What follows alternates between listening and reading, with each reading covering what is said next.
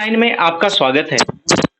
जैसा कि लोकसभा चुनाव अपनी चरम सीमा पर आ चुका है और खास करके मुंबई के 6 लोकसभा सीट में ये उत्तर मध्य मुंबई का जो लोकसभा क्षेत्र है, वहाँ मुस्लिम मतदाता विजय का के लिए अपना एक बहुत ही योगदान देते हैं। जो जिस तरफ उनका झुकाव हो जाता है, वो लोग जीत जाते हैं। आज ऐसे ही लोकसभा क्षेत्र उत्तर मध्य मुंबई के इस क्षेत्र में हम उपस्थित हैं। तो यहाँ पर आए हुए अल्पसंख्यक मोर्चा के महाराष्ट्र प्रदेश अध्यक्ष ऐसे इदरीस मुल्तानी, जो यहाँ के मुस्लिम भाइयों लोग को मोदी जी द्वारा बताए गए और उनके योजनाओं के बारे में लोगों को जानकारी देने की प्रक्रिया में लग चुके हैं। आइए हम उनसे खुद जानना चाहते हैं कि आज वो जो इस एरिया में आए हैं, इस लोकसभा क्षेत्र में आए हैं, यहाँ के जनता को क्या संदेश और उनकी क्या प्रक्रिया है, उस बारे में क्या बताएंगे। मैं सभी हमारे मुस्लिम समाज के भाइयों से अपील करने आया हूं और हम सवेरे से हमारे प्रदेश के हमारे मुंबई के अध्यक्ष वसीम भाई और हमारी सभी टीम आज यहाँ पर फिर रही है। मैं सभी से अपील करना चाहता हूँ कि मोदी जी ने 10 साल में जितनी भी योजना निकाली है, उस सभी योजनाओं का लाभ हमारे मुस्लिम समाज के भाइयों को मिलता है। जैसा कि मुफ्त में धान्य होगा, शेतकरों को साल को 6,000 रुपए वाली योजना होगी, वृद्धाप्य निवृत्ति वेतन योजना होगी, आयुष्मान कार्ड होगा, शौचालय हो गए, घरकुल हो गए, ये सभी जितनी भी योजना है, ये योजना इतर समाज को मिलती है, उसी के साथ साथ मुस्लिम समाज को भी मिलती है। मोदी जी ने 10 साल में एक भी योजना नहीं निकाली है कि जिसमें वो मुस्लिम समाज को उसका लाभ नहीं मिलता है। मोदी जी ने 10 साल सबका साथ सबका विकास ये ध्येय सामने रखते हुए सभी का विकास किया है और उसके साथ साथ मुस्लिम समाज का भी पूरी तरीके से उन्होंने विकास किया है। लेकिन कांग्रेस वाले आज यहाँ पर, और 70 साल से कांग्रेस वही करती आई है कि मुस्लिम बस्ती में, मुस्लिम मोहल्ले में जाती है और कांग्रेस को मुस्लिम समाज को बताती है और भारतीय जनता पार्टी से डर बताकर वोट लेती है और वोट लेने के बाद फिर ये 4.5 साल मुस्लिम समाज के मोहल्लों में नहीं आती है। सिर्फ मुस्लिम समाज को एक भारतीय जनता पार्टी से डर बता के, घबरा के वोट की राजनीति ये आज यहाँ पर कांग्रेस कर रही है। लेकिन मुस्लिम समाज, जो सुशिक्षित मुस्लिम समाज है, जो विकास को जानता है, जो विकास का फायदा जानता है, वो मुस्लिम समाज का कार्यकर्ता पूरी तरीके से यहाँ के हमारे उम्मीदवार एडवोकेट उज्जवल निकम जी के साथ में है और उनको वोट देने की पूरी तरीके से कोशिश कर रहा है। अभी माना ये जा रहा है कि खासकर जैसा आपने कहा कि प्रधानमंत्री की सभी योजनाओं का जो लाभ सभी लोगों को मिलता है। कई लोगों का कहना है लाभ तो ले लेते हैं, जब वोट की बारी आती है तो मोदी जी के बारे में थोड़ा उनका मन बदल जाता है। ऐसा क्यों, उसके बारे में क्या कहेंगे आप? मैंने पहले ही आपको बताया कि ये कांग्रेस 70 साल से मुस्लिम के मोहल्लों में जाकर भारतीय जनता पार्टी का डर बताती है और वोट की राजनीति करती है, वोट लेती है और फिर मुस्लिम समाज को डराती है। भारतीय जनता पार्टी अगर इस देश में सत्ता में आएगी तो मुस्लिम समाज को परेशानी होगी, भारतीय जनता पार्टी उन पर अन्याय करेगी, अत्याचार करेगी। ऐसी बात वो 2014 में कर रही थी। लेकिन 2014 से लेकर आज तक का एक भी मुस्लिम समाज को यहाँ पर भारतीय जनता पार्टी की ओर से कोई तकलीफ हुई नहीं है। देश पूरी तरीके से सुरक्षित है। देश के सभी दंगे आज पूरी तरीके से बंद है। हमारा हिंदुस्तान आज पूरी तरीके से, अगर बाहर के रास्ते में अगर कोई जाता है हिंदुस्तानी, तो पूरी तरीके से इज्जत से आज उसका नाम लिया जाता है, इज्जत से उसका सम्मान किया जाता है। मोदी जी मुस्लिम राष्ट्र में भी अगर जाते हैं तो वहां के सभी मुस्लिम मोदी जी का पूरी तरीके से वहां पर सम्मान करते हैं। जो सही तरीके से हिंदुस्तान को मानने वाला जो मतदाता है, मुस्लिम समाज है, और पूरी तरीके से मैं ये कहूंगा कि वो पूरी तरीके से भारतीय जनता पार्टी के साथ में है और भारतीय जनता पार्टी को वोट देगा।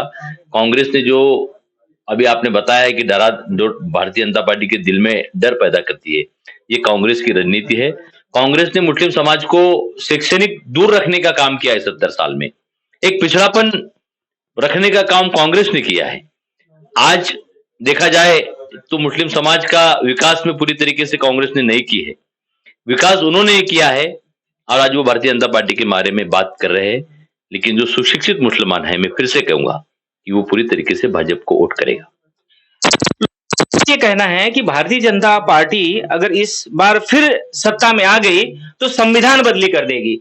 ऐसा क्या मतलब जो उन लोग के मन में ऐसे बरगलाने का या उनको मन को ब्रेन वॉश करने का ऐसा क्या ऐसी प्रक्रिया चल रही है जिसकी वजह से लोगों को हमारे देश के पंतप्रधान मोदी जी हो गए, गृह मंत्री अमित शाह जी हो गए, इन्होंने हर सभा में साफ साफ कहा है कि हम कोई संविधान को बदलेंगे नहीं, संविधान को कोई हाथ लगाएगा नहीं। ये सभी तरीके से पूरी तरीके से भारतीय जनता पार्टी के नेताओं ने कहा है। लेकिन कांग्रेस के पास आज मुस्लिम समाज हो, दलित समाज हो, इनके पास वोट मांगने के लिए या हमने मुसलमानों के लिए ये किया है, हमने दलितों के लिए ये किया है, ऐसा इनके पास कोई जनाधार नहीं है। ये मुस्लिम समाज को कोई एक आदि विकास बताकर ये मुस्लिम समाज का वोट ले नहीं पाते। लेकिन मुस्लिम समाज को कंफ्यूज करने का काम आज कांग्रेस की तरफ से हो रहा है। मुस्लिम समाज को कहते हैं कि भारतीय जनता पार्टी सत्ता में आएगी तो आपको पाकिस्तान जाना पड़ेगा, एनआरसी आएगी, ऐसी बात कर रहे हैं। दलित समाज को कहते हैं कि ये भारतीय जनता पार्टी सत्ता में आएगी तो ये संविधान को बदलेगी। ये कंफ्यूज करने का काम कर रहे हैं। इनके पास नैतिकता के आधार पर या विकास के आधार पर वोट मांगने जैसी दलित और मुस्लिम समाज के पास कोई भी एक भी आज योजना नहीं है।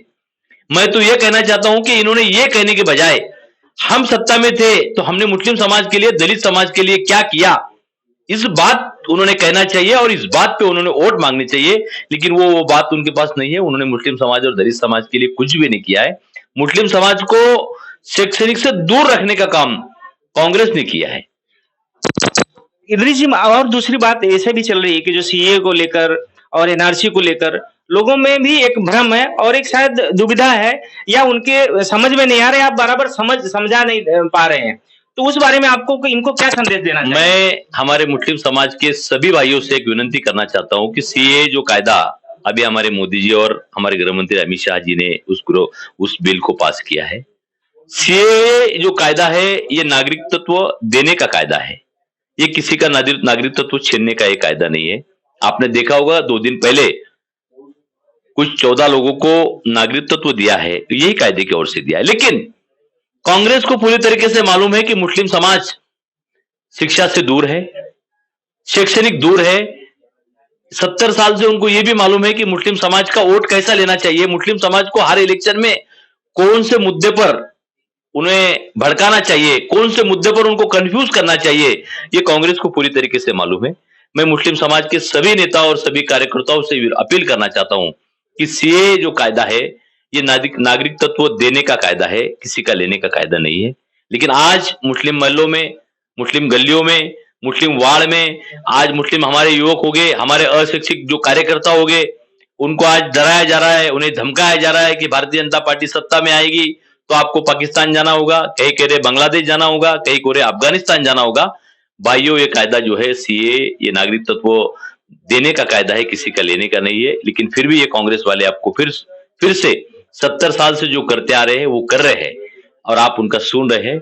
मैं डंकी की चोट पर आपको यहाँ कहूंगा कि फिर से नरेंद्र मोदी जी इस देश के तीसरे से पंतप्रधान बनने वाले हैं। तो ये थे भारतीय जनता पार्टी महाराष्ट्र के अल्पसंख्यक मोर्चा के महाराष्ट्र अध्यक्ष इदरीस मुल्तानी, जिन्होंने बेबाक तरीके से, सही तरीके से अपने विषय को रखा और मुस्लिम, खासकर मुसलमान अपनी बातों को सही तरीके से रखा कि किसी को किसी तरह से उन्हें मत भ्रम करके उनके मिसकार्य मुख्य धारा से दूर ना करें, ऐसा उन्हें।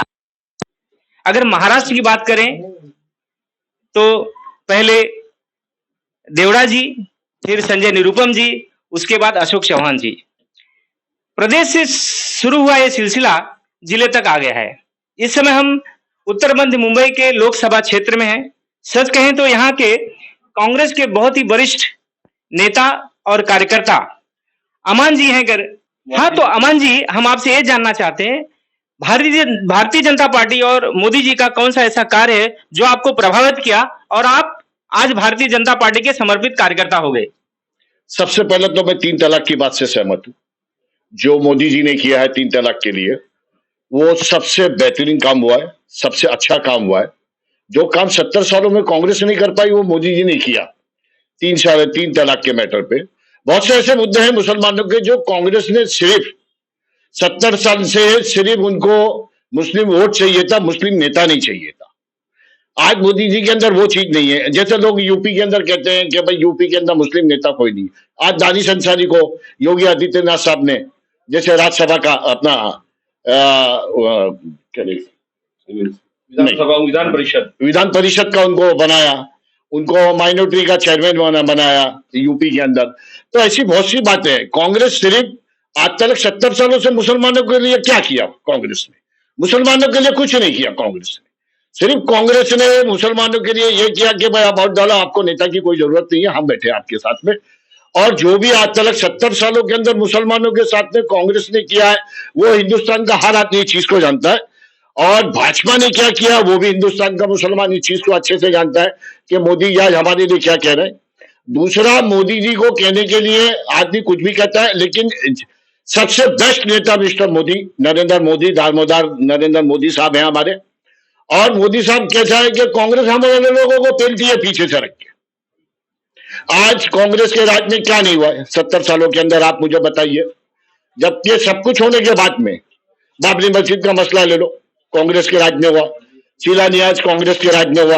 बाबरी मस्जिद कांग्रेस के राज में शहीद हुई। उस टाइम तो भाजपा का थी। आज लोग भाजपा को बदनाम करते हैं कि भाजपा ने ये किया, भाजपा ने वो किया, भाजपा ने ये किया। जिस वक्त एनआरसी का कानून बना था, उस टाइम पे भाजपा का नाम लेने वाला कोई था नहीं, भाजपा पार्टी थी नहीं। जब एनआरसी का कानून बना बांग्लादेश में, जब एनआरसी का कानून बनाया गया, उस टाइम पे भाजपा थी नहीं, भाजपा का कहीं नामो निशान ही नहीं था। जब कांग्रेस ने ये बनाई, और उसके जनरल सेक्रेटरी उस जमाने के अंदर लालू प्रसाद यादव थे एनआरसी के। तो इस तरीके से सारी देन तो हमारी कांग्रेस की दिए हुए, तो इधर भाजपा कैसे आ गई हमारी? आज भाजपा हमारे साथ में, हमारे समर्थन में खड़ी है, तो हमारा काम बनता है कि हम मोदी जी को उसको सपोर्ट करें, मोदी जी को उनको आगे बढ़ाएं। हमने 70 साल कांग्रेस को सपोर्ट किया, आज हम मोदी जी को सपोर्ट करने जा रहे हैं, तो आपको दिक्कत क्या है चीज? मैं north east Mumbai general secretary 2007 में था। मुझे 2007 में north east Mumbai general secretary बनाया गया था। नीरज की माफी वापरा गया कि भाई जरा इधर आ जाओ, उधर आ जाओ, इधर आ जाओ, उधर आ जाओ। तो मैंने खुद रिजाइन दिया। मैं 30 साल पुराना कार्यकर्ता हूं कांग्रेस का, और मैंने ये सब कुछ देखने के बाद मैंने कांग्रेस को रिजाइन दिया और मैंने भाजपा को समर्थन दिया। और आज मैं भाजपा के साथ जुड़ के खड़ा हूं। मैं और मेरा लड़का आज यहाँ का, इस इलाके का 158, 159 और पूरे चांदेवली विधानसभा का आज मुस्लिम समाज माइनॉरिटी का आज मेरा लड़का यहाँ का अध्यक्ष है, चांदेवली विधानसभा का मुस्लिम माइनॉरिटी का, जिसका नाम सुभान कुरैशी है। आज वो जुड़ा हुआ है, आज वो काम कर रहा है पार्टी के लिए।